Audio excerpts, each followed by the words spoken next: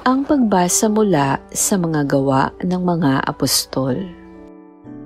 Maraming kababalaghang ginawa ang mga apostol na pawang nasaksihan ng mga tao.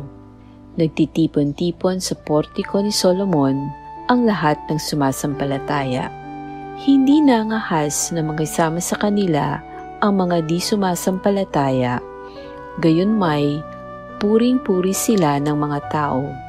Subalit, parami ng parami ang lalaki at babaeng nananalig sa Panginoon. Dinala sa mga lansangan ang mga may sakit at inilagay sa mga papag at mga higaan upang pagdaan ni Pedro ay matamaan ng kanyang anino ang ilan man lamang sa kanila. At dumating din ang maraming tao buhat sa mga bayang kanugnog ng Jerusalem. Dala ang kanilang mga may sakit, ang mga pinahihirapan ng mga masasamang espiritu, at silang lahat ay pinagaling. Ang salita ng Diyos. Salamat sa Diyos. Salmong tugunan. Butihin pooy purihin, pag-ibig niya'y walang maliw. Ang mga taga-Israel, bayaang sabihit kanilang ihayag. Ang pag-ibig ng Diyos ay hindi kukupas. Mga saserdote ng Diyos na Panginoon, bayaang magsaysay. Ang pag-ibig ng Diyos walang katapusan. Lahat ng may takot sa Panginoong Diyos dapat magpahayag. Ang pag-ibig niya'y hindi magwawakas. Butihin pooy purihin, pag-ibig niya'y walang maliw. Ang batong na takwil ng nangagtatayo ng tirahang bahay, sa lahat ng bato'y higit na mahusay. Ang lahat ng ito, ang nagpamalas ay ang Panginoong Diyos. Kung iyong mamasdan ay kalugod-lugod. O kahanga-hanga ang araw na itong ang Diyos ang nagbigay. Tayo ay magalak, ating ipagdiwang. Butihin pooy purihin, pag-ibig niya'y walang maliw. Kami ay iligtas, tubusin mo poon, kami ay iligtas, at pagtagumpayin sa layunit hangad.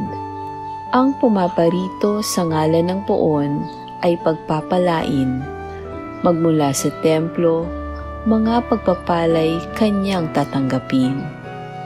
Ang Panginoon ang Diyos, pagkabuti niya sa mga hinirang.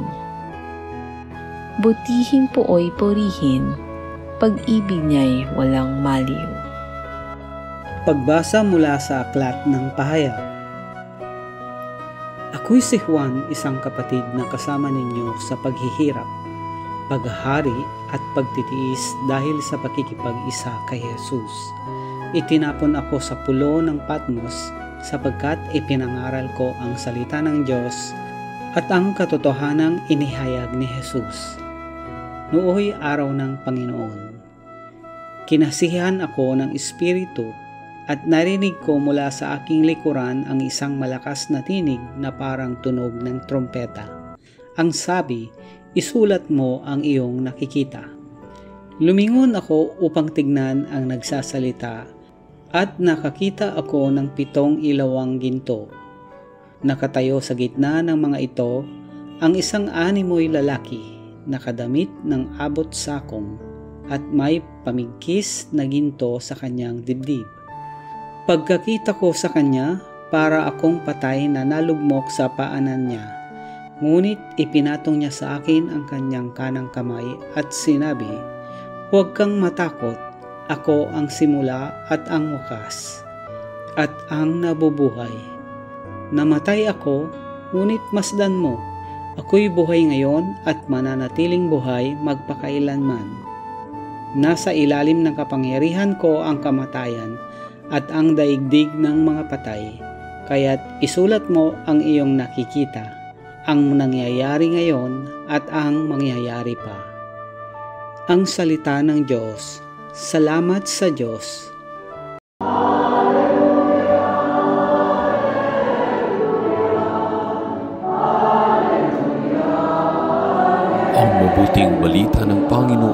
Ayon kay San Juan, kinagabihan ng linggo ding iyon, ang mga alagad ay nagkakatipon.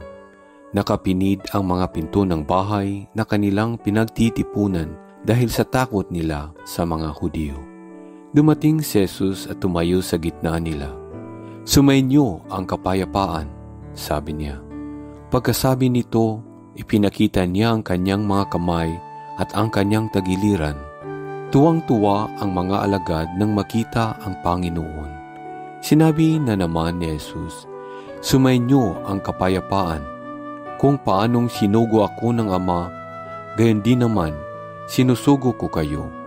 Pagkatapos sila'y hiningahan niya at sinabi, "Tanggapin ninyo ang Espiritu Santo.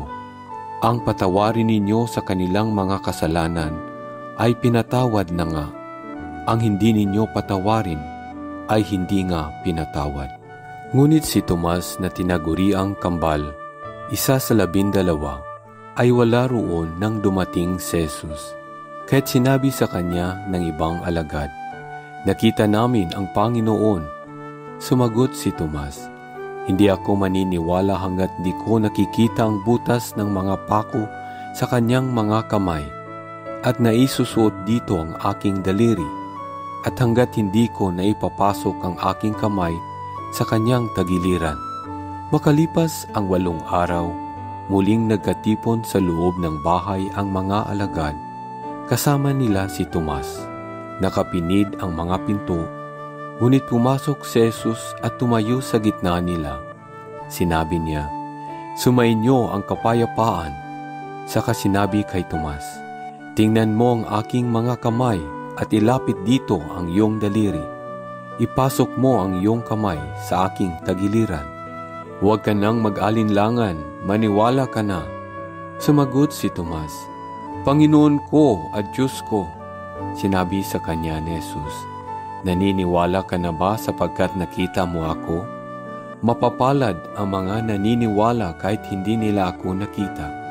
Marami pang kababalaghang ginawa si Jesus na nasaksihan ng mga alagad, ngunit hindi natatala sa aklat na ito. Ang mga natala rito'y sinulat upang sumampalataya kayong si Jesus ang Mesiyas, ang Anak ng Diyos, at sa gayoy magkaroon kayo ng buhay sa pamamagitan niya. Ang mabuting balita ng Panginoon, pinupuri ka namin, Panginoong Hesukristo.